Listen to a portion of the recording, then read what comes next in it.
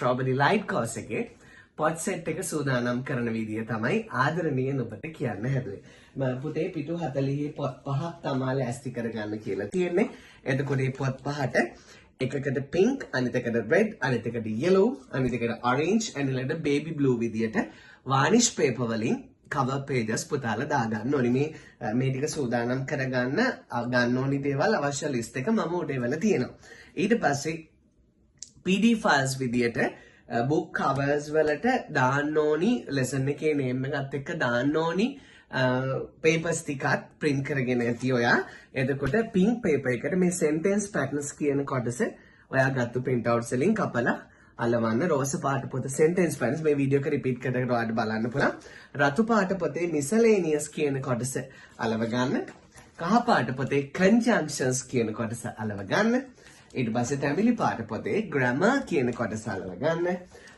ලානිල් පාට පොතේ auxiliary verbs කියන කොටස අල්ල ගන්න.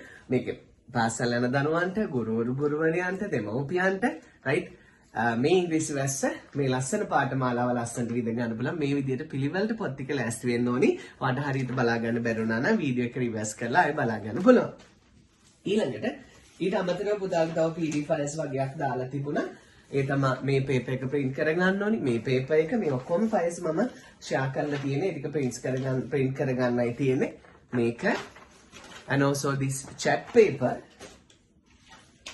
this paper මේ ටික වෙනම papers විදියට අරගෙන පිළිවෙලට තියාගන්න. පොත් ටිකත් එක්ක verb chart එක ඊට අමතරව ගොඩාක්ම වැදගත් දේ heart of the language භාෂාවේ හදවත මේ papers ටික වෙනම print කරගෙන මේ grammar parrot එක මම ඒක පුතාලට බලා ගන්න පහසු වෙන green color එකෙන් දාලා තියෙනවා. ඒ වගේම page එකකට grammar parrot කියලා තියෙනවා. page numbers තියෙනවා.